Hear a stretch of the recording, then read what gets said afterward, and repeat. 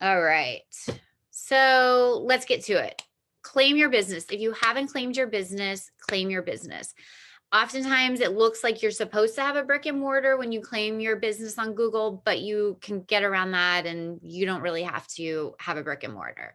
You will enter your information, your address, but I'll show you how that can look where you just have a more general location and you don't have to have your specific house where people see you. You can literally Google my business and it will come up. You can also click that little icon that's like a little house. And well, I guess it's a business, like a storefront, and you can start the process. So what's going to happen is when you get the process going, they're going to send you a postcard to verify. So this does take a bit of time. So be patient. Postcard takes, I don't know, a couple weeks, sometimes longer. One business I verified took about a month. It was ridiculous. They must have been backlogged. And once you get that postcard in the mail, there's a verification code on there that you enter, and then you can really start the process going. So this is kind of what it looks like. You don't have to list your location, and but you do want to have service areas. I know a lot of times businesses that are digital can service everywhere, but this just helps niche down and pull in when someone's looking for marketing in my area. Because most of the time they're not saying marketing in the US, they're looking a little more in their specific area. So the first thing you want to do is populate, and Google My Business really walks you through what to populate: the location, phone number, email, website, logo, pictures, all that fun stuff. Make sure you're entering accurate and current information. And you, I'll touch on this in a minute when we talk about maybe other sites to list on, but keep that stuff accurate and current. And then the next steps are you're going to ask for reviews. On Google My Business, there is a under Get More Reviews spot. There's a link that you can copy and send out to your past clients, current clients, where it heads them straight to where they review you. So it's really helpful and handy. Take that link and add it into the footer of your email. You can throw that on your website. Make sure you're sending it out for people to come in and review you. The more reviews you get, the more activity you get on Google My Business, the more organic reach you're getting, and it shows Google that there's activity happening. Always respond to reviews, even if they're positive. It makes you look good. And it also, people are taking time to review you and leave a testimonial, and it feels really good to be heard. It feels really good to have someone recognize that you took the time out of your day to talk about them. And it's also, you can leverage those positive reviews in a really great way. So let's say you're a yoga studio. Someone reviews you and said, I loved that flow class from Susie Q. It was really great. I feel so much stronger and lighter, yada, yada. So they're gushing about the class that they took. You can respond to that review saying, oh my gosh, we love her too. She's so great. So glad you took that class. Just so you know, we have a special running right now where if you buy 7 classes, you get the 8th for free. So what you did was you took that high vibing, positive energy review. Someone's feeling really good about you and your service. And now you're kind of upselling them. You're kind of funneling them into more classes for you. It also does a second thing where people are reading the review in a timely way. They see, oh, they are running a special now for till the end of the month. I'm going to take advantage of that. And if it isn't timely and they're seeing it after the special, they do know that you run specials and you do add value to your clients. And so they're going to want to engage with you a little bit more. And then responding to bad reviews, definitely respond to bad reviews.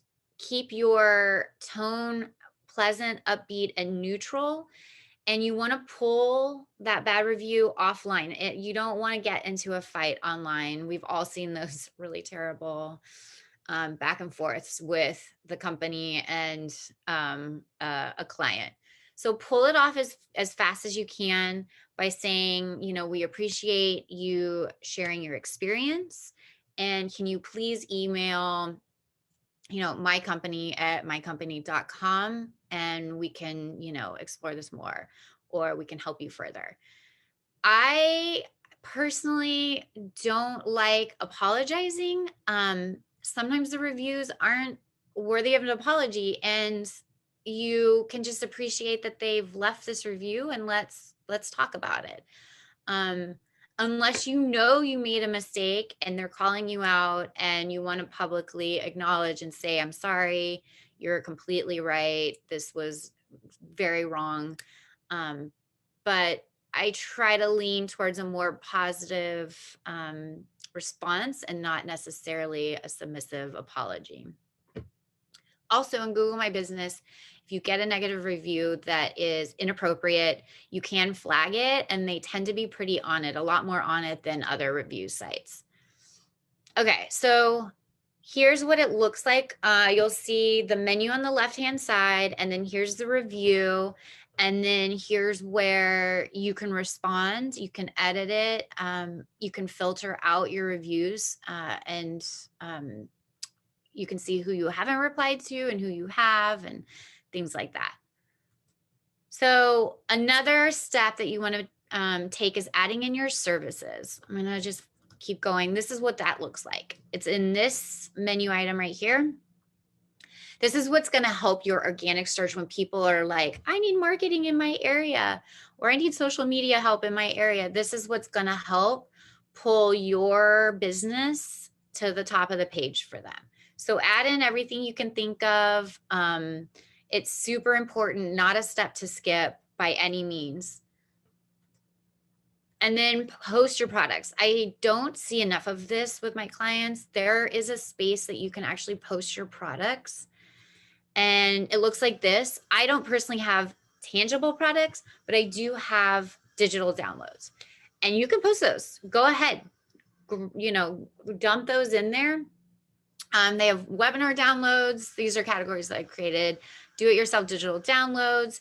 And it's in this section right here on your menu item. This, again, just helps make your whole Google My Business page look robust. You've got stuff going on. You have things for sale. And it just helps with your organic search again. And then also posting pictures and videos. This is by far the most powerful tool Google My Business has, and the most underutilized that I see all the time. So not only can you post pictures and videos that you have, but you can also post events, upcoming events that you have going on. And you can cross promote your blog on there as well. Almost anything you can kind of post on social media, you can post on Google My Business, and it's so underutilized.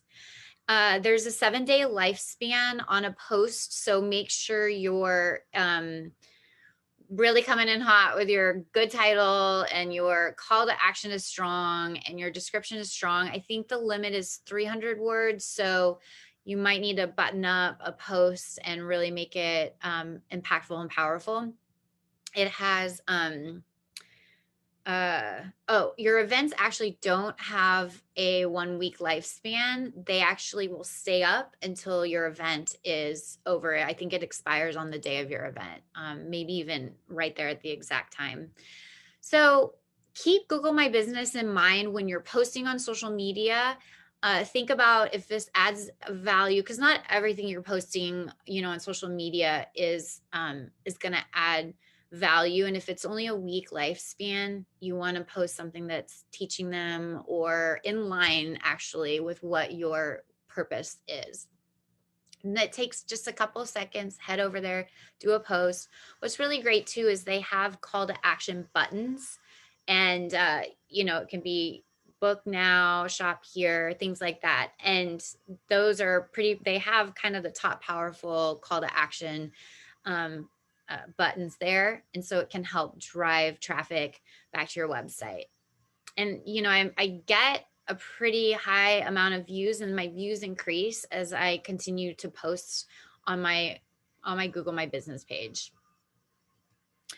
Oh, one note too, there's not a manual or a automated way to post on Google My Business. You do have to do it manual. So that's the only kind of bummer about that. But have it in your to-do notes. And if there's a post that you're posting that is worth getting over there on Google My Business, just go do it.